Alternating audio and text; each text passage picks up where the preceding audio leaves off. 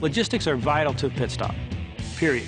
Having the right person in the right place doing his job. Our whole success based on winning those races and championships came down to how well we managed logistics.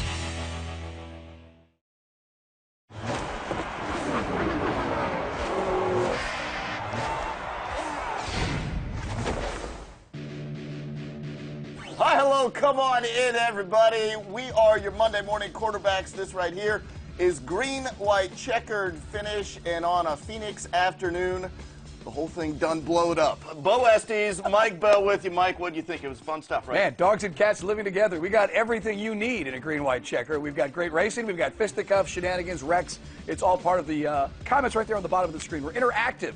Your thoughts on the biggest stories from the racing weekend? Yeah, we could have gone purple, blue, green, white, checkered finish, but we've just got 3 topics for you. We start off with our green flag topic.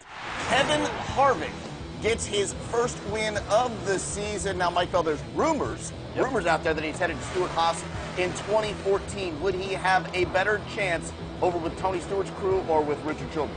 It is funny. A couple of weeks ago, we were saying, when is Harvick going to win a race? Yep. Kyle Busch has the dominant car, but Harvick gets the win at Phoenix. I'll tell you what, if you go to Stewart-Haas in 2014, he'll probably win 1 race. So same thing. If he stays with Richard Childress Racing in 2014, he'll win probably 1 race. Because Richard Childress Racing, Richard Childress now has his eyes on his grandkids. Yes. Austin Dillon. Now, as long as he's spending money on him, then Harvick's never going to get the full McGilla, if you will, with that team. If he goes over to Tony Stewart's team, a lot of money and resources are going to be wasted on Danica Patrick. So he'll never be the full McGilla over there. So it's a push. Wherever he goes, Harvick's not going to be a real player in the chase. He might win 1 or 2 races. The full McGilla, we say. Where could he go to be the full McGilla? That's the question. I don't know that he has an option, really. There's not that many rides. Even a guy like Harvick, who's done well with sponsors and has had some big name sponsors on his car, there's just not a lot of money out there. So his choices are limited, and perhaps maybe he's played out the string with RCR, goes to Stewart-Haas. To me, it's a push no matter where he winds up. All right, let's move along to our white flag topic. Let's get to the good stuff. If you haven't heard, Clint Boyer and Jeff Gordon had a bit of a disagreement on the track, Mike Bell. And it came really close to busting this thing up for Brad Keselowski. The question for you, is boys have at it okay even when a championship is at stake? Well, this is the sort of, paradox you have when you have guys racing for a championship and other drivers, although at the time Boyer was still mathematically alive, you have other guys that aren't in the chase. So any wreck out there, any blown tire or engine that blows up can take out another competitor. That's why a playoff in NASCAR never made any sense, but they still roll out here with the chase, and this is it. Don't get me started. We should have the old points.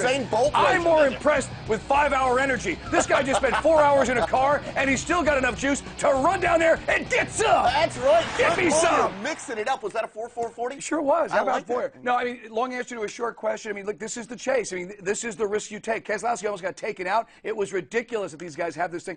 I never even knew there was this bad blood between Boyer and Jeff Gordon, but apparently it has been happening all season. Came to a head. Jeff Gordon said, not anymore. I'm done with this. Yeah, they started mixing it up at Martinsville earlier this year. You're going to have an opportunity for some humor here. I just want you to hold your tongue. Okay. Fan comment, Brad Scheid, rubbing is racing, intentionally wrecking someone that rubbed you ain't racing, Mike Bell. That's Brad's comment. Payback is fine. Go tap him on the shoulder after the race. Pow! Don't booger up cars that are racing for a championship. Imagine if Keselowski got tied up in that melee and his chance to go out the window. Silly. To recap in a slightly shorter version, don't do it on the track. Mike Bell says, off the Yeah. track. Just knock him out right off the track, right? At least Gordon took his helmet off. It didn't look like the great kazoo out there.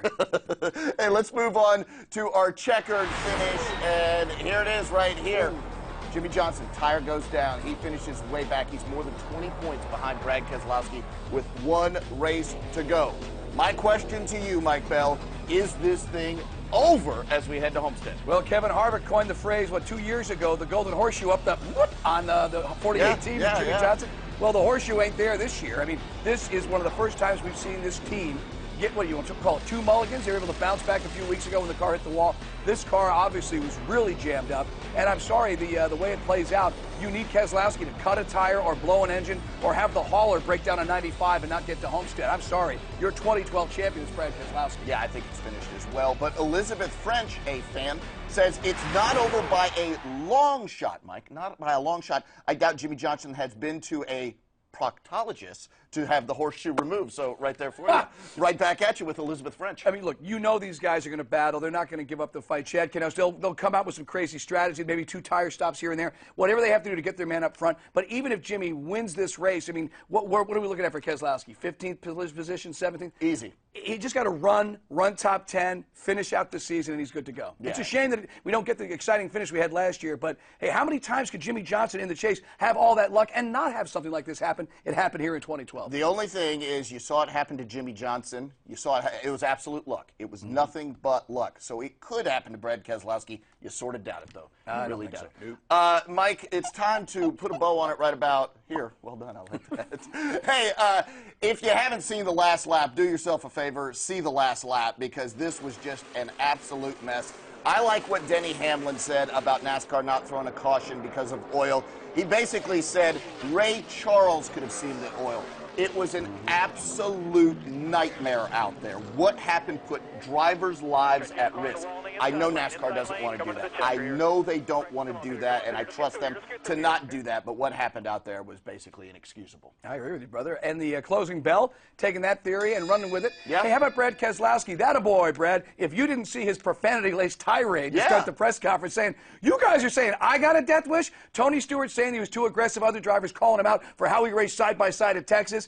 It's called racing. And he didn't put the car in the wall. What Brad Keselowski did was run hard for a championship last week. What we saw this weekend was demolition derby at 170 miles an hour. I mean, Brad Keselowski, attaboy. Don't take any nonsense from guys who are looking at you up on the top. I mean, I think this is absolute nonsense. He's a hard charger. And Tony Stewart calling somebody out for being aggressive? Pot, kettle, pipe down. And Brad, good luck with the championship this weekend. Exactly. Mike, think about this. When have you ever seen the owner of the winning car, furious, that's Richard Childress, and the guy who's likely going to win the championship, furious, after a race that determined all that? I've never seen it in my life. Nothing compares to it. I just wish you didn't know all that cussing. But good for Brad because he was fired up. He wanted to pop off on it. Mike Bell doesn't endorse cussing. He's Mike. I'm Bo. Thanks to each and every one of you for watching Green, White, Checkered Finish.